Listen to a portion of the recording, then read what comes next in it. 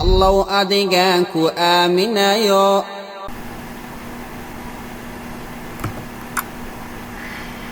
قصدا waxay dhexmartay Xajaaj bin Yuusuf al-Thaqafi oo aad garanaysaan amiirka ahaa dhulka Ciraaq dawladii Amawiyiinta xilligeeda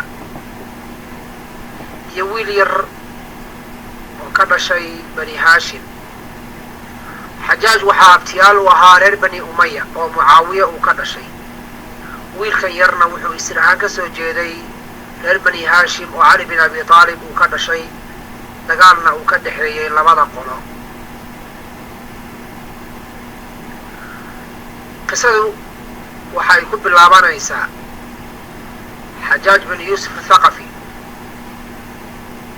Xajaaj bin Yuusuf al-Thaqafi ayaa maalin maalmaha ka mid ah waxa uu aaday inuu soo ugaarsado waxa uu baxay ugaarsi Xajaaj bin Yuusuf al-Thaqafi waxaa nidhi waxa uu baxay ugaarsi si uu u soo ugaarsado ugaar ninkii Xajaaj ahaa markii uu banaankii magaaladii ka tegay wuxuu arkay wiil yar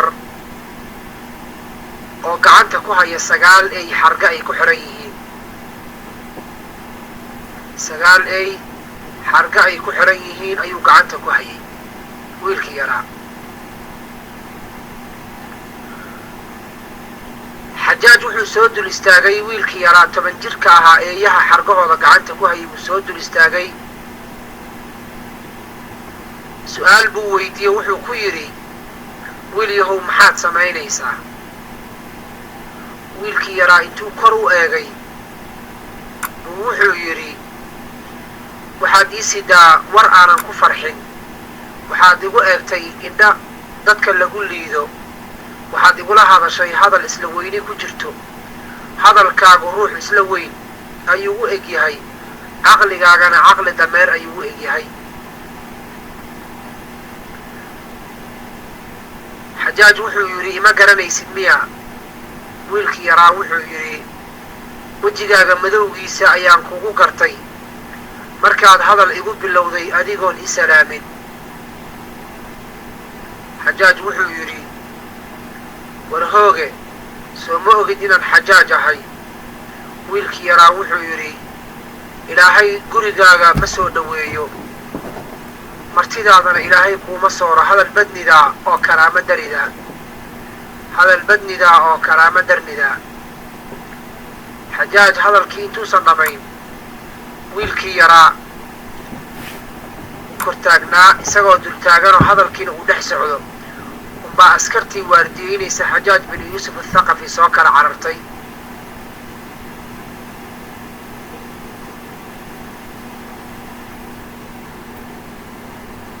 Xajaaj bin Yuusuf al-Thaqafi askartiisii baa soo kala carartay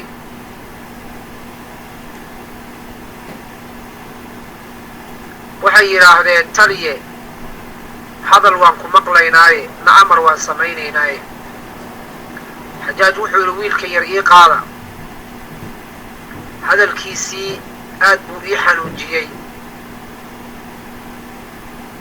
ii kaxeeya qasrigayga meel ka mida iigu xidha wiilkii yaraa bay kaxeeyeen qasrigii bay meel ka mida ku xidheen Xajaaj wuxuu iska soo dhamaystay ugaarsigii waxa uu ku soo laabtay qasrigiisii markii uu kursigii fadhiistay wuxuu ku yiri ii soo saara wiilkii yaraa wiilkii baa waxaa la keenay qasrigii Xajaaj uu ka talinayay ee ay fadhiyeen wasiiradii iyo ciidamadii kuwii ugu sarsareeyay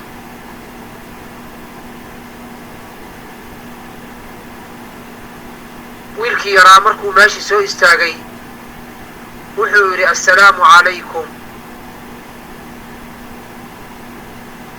salaantii wax ka celiya ayuu waayay oo ka radiya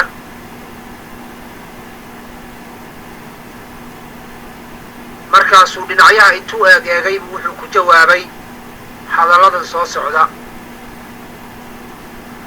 wuxuu yiri atabnuuna bikulli riicin aayatan tacbathuun وتتخذون مصانع لعلكم تخلدون وإذا بطشتم بطشتم جبارين saddexdaa aayadood buu ku dul akhriyey.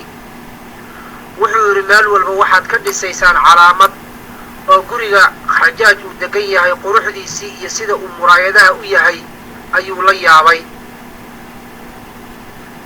markaasuu wuxuu yidhi watattakhiduuna masaanica warshada ayaad dhisanaysaan lacallakum takhluduun sida inaad adduunka ku waaraysaan.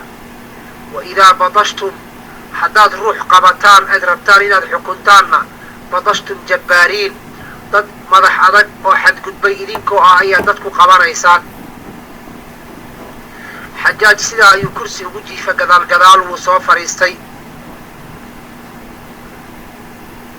dadkii meesha joogay ilmo dhowrahoo ka mid ah ayaa wiilkii yaraa waxay ku yidhaahdeen wax adaba ma lihid, amiirka markaad u soo gelaysay salaan u qalanta ma aadan salaamin, soo ma ogid inaad amiirka ciraaq gurigiisa ku jirto maad si fiican u salaantid.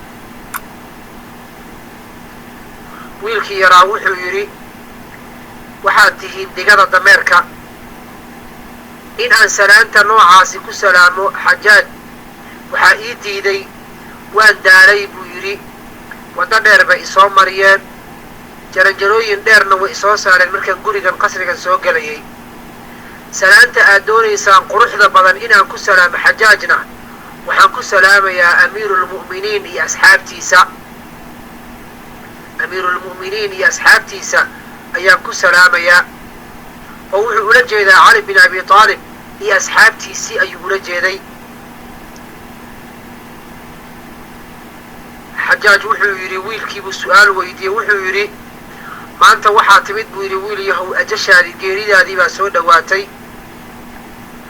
rajadii noloshii adduunyada aad ku lahayd inaad sii noolaato wiil da'yar baa tahayna way baaba'day. wiilkii yaraa wuxuu yidhi xajaajow ajashayda hadday gacantaada ku jirto hadalkaaga ima dhibayo, wax yar iyo wax badan waxaad igu tidhaahdaba ma dhibsanayo.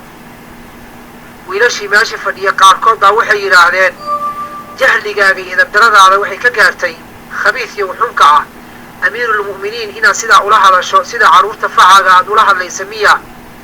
adab malihid bay dhaheen. fiiri qofka aad la hadlayso si adab iyo usluubna ugu jawaab, ixtiraamna u samee. waa amiirkii ciraaq iyo shaam. waa amiirkii ciraaq iyo shaam. wiilkii yaraa wuxuu yidhi ma maqal miyaa buu yidhi ilaahay subxaanahu wa tacaala hadalkiisii ma idan maqal miyaa? soo ilaahay ma dhihin kullu nafsin tujaadilu can nafsihaa, naf walba iyadaa isu doodaysa soo lama dhihin anigaa isu doodaya idhaafa. xajaaj baa marka wiilkii hadal ku bilaabay oo wuxuu ku yidhi hadalkii hadda aad lahayd yaad ula jeeday? salaantii gaarka ahayd oo hebel baan salaamayaa yaad ula jeeday?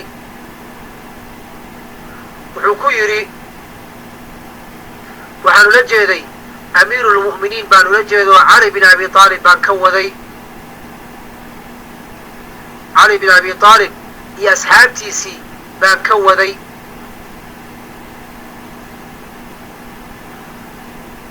adigana wuxuu yidhi xajaajow haddii lagu dhihi lahaa salaanta noocaasi qof salaam yaad salaami lahayd? xajaaj bin yuusuf athaqafi wuxuu yidhi cabdilmelik ibni marwaan baan salaami lahaa. oo cabdilmelik markuwaasi waa reer bani umaya, waana boqorka markaa talinayo xajaaj uu ka amar qaato. wiilkii yaraa wuxuu yidhi ma cabdilmeliga faajirka ah lacnada alla ha ku dhacdee, tii malaa'igta iyo tii dadkaba ha ku dhacdee, makaas ayaad salaamaysaa? xajaaj wuxuu ku yidhi maxaad u tiri cabdilmelik faajir, maxaad u tiri?